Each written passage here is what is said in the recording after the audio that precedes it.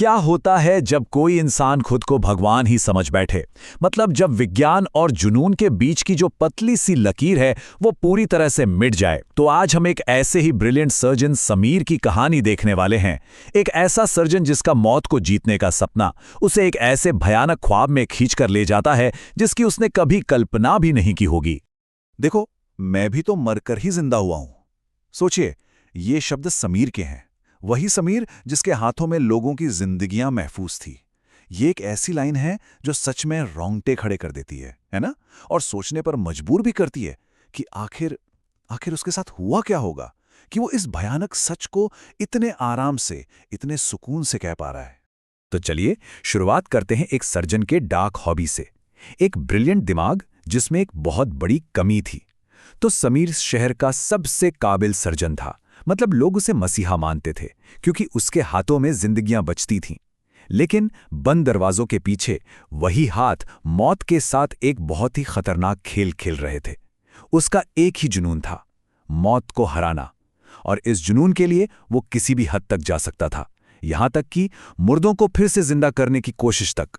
उसका मकसद था रीएनिमेशन, मतलब मुर्दों को फिर से जिंदा करना। समीर के लिए जो लावारिस लाशें थी ना, वो बस एक्सपेरिमेंट के सब्जेक्ट्स थे। उनमें कोई इमोशन, कोई आत्मा, कोई पहचान कुछ नहीं था। वो बस खाली बर्तन थे जिन्हें वो सोचता था कि विज्ञान से दोबारा भरा जा सकता है। और यही ठंडा, कैलकुलेटेड नजरिया उसके घमंड को और बढ़ा रहा था। एक ऐसी आग जला रहा था जो जल्द ही उसे और उसकी बनाई हुई पूरी दुनिया को जलाने वाली थी। तो इसका पहला एक्सपेरिमेंट फेल हो गया। हुआ ये कि एक लावारिस लाश लैब में लाई गई, उसे एक खास केमिकल मिक्सचर दिया गया और फिर बस एक पल के लिए उस लाश की आंखें खुलती हैं। एक धड़कन जो जैसे मौत को धोखा दे रही हो, लेकिन बस एक पल के लिए, और फिर सब कुछ शांत। ये जो छोटी सी एक पल की जीत थी ना, इसने समीर के पागलपन को और भी गहरा कर दिया। अब वो जानता था कि वो मंजिल के बहुत करीब है, बहुत ज्यादा करीब। अब जाहिर है गुस्से और फ्रस्ट्रेशन में समीर उस लाश को फेंक देता है। लेकिन उसे ये नहीं पता था कि उसकी ये नाकामी अब सिर्फ एक मुर्दा शरीर नहीं थी। अंधेरे में एक अजीब सी मुस्कान के साथ वो अब समीर को देख रही थी। खेल खत्म नहीं हुआ था, बल्कि अब तो असली खेल शुरू हुआ था। अब यहां से शुरू होता है आईने में एक्सपेरिमेंट, एक नया और ज्यादा खतरनाक जुनून। जब लाशों को जिंदा करने का रास्ता बंद हो गया तो समीर ने एक बिल्कुल नया और सच कहूं तो और भी ज्यादा भयानक रास्ता चुना। एक ऐसा रास्ता जो उसे हकीकत और वहम के बीच की धुंधली सी दुनिया में ले जाने वाला था। एक ऐसी दुनिया जहां साइंस के सारे नियम टूट जाते हैं। तो सवाल यह था कि अगर एक शरीर को जिंदा नहीं किया जा सकता तो क्या उसके अक्स को, उसके रिफ्लेक्शन को जिंदा किया जा सकता है? अब देखिए, यह सवाल सिर्फ साइंटिफिक क्यूरियोसिटी नहीं थी। नहीं, ये समीर के टूटते हुए दिमाग की एक चीख थी। ये लॉजिक की दुनिया से पागलपन की खाई में एक बहुत लंबी छलांग थी। और समीर को इस बात का पूरा यकीन हो गया था कि आईने के दूसरी तरफ एक पैरेलल दुनिया है। एक ऐसी दुनिया जहां से वो अपना ही एक क्लोन, अपना ही एक अक्स खींचकर इस दुनिया में ला सकता है। उसका जो साइंटिस्ट वाला दिमाग था ना, वो अब हकीकत की सारी हदें पार कर चुका था। अब आता है कहानी में ट्विस्ट, द रिफ्लेक्शंस रिवेंज। मतलब जब आपका एक्सपेरिमेंट ही आपको घूरने लगे। सोचिए, क्या होता है जब आपकी बनाई हुई चीज आपकी ही आंखों में आंखें डालकर देखने लगे, जब परछाई असलियत से ज्यादा पावरफुल हो जाए।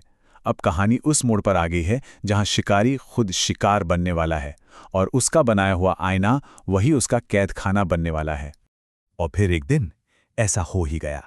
आईने में उसका रिफ्लेक्शन हिलना बंद कर देता है। एकदम स्टिल, बस खड़ा है।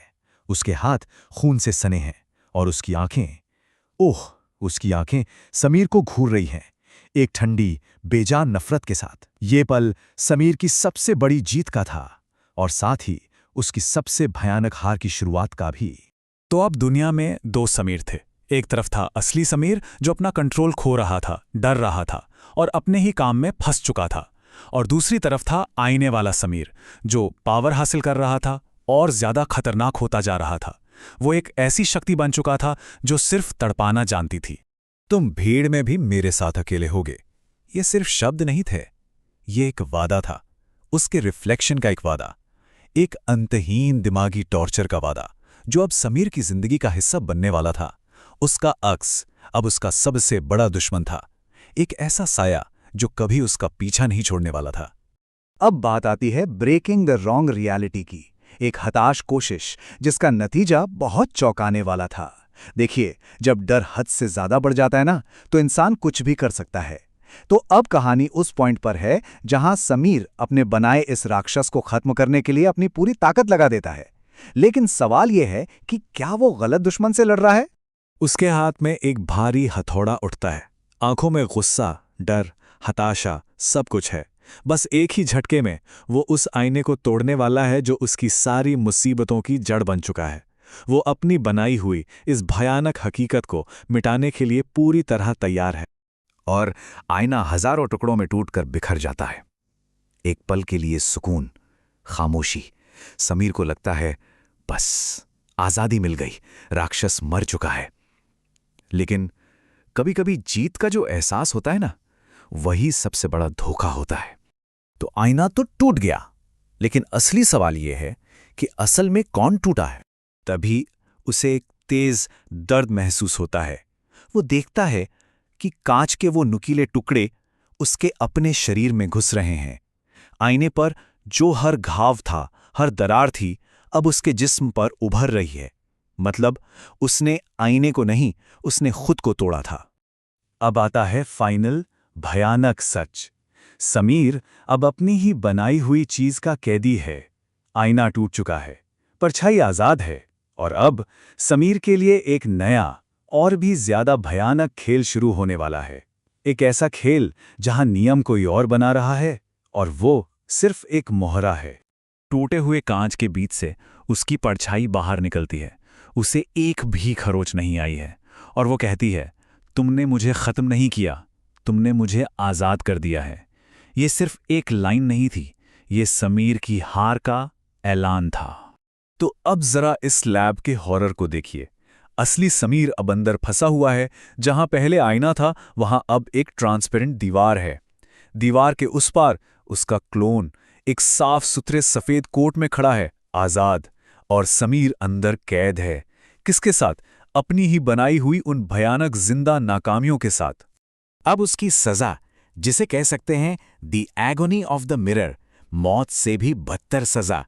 देखिए, मौत तो समीर के लिए बहुत आसान सजा होती, उसकी बनाई हुई चीज ने उसके लिए कुछ और ही सोच रखा था।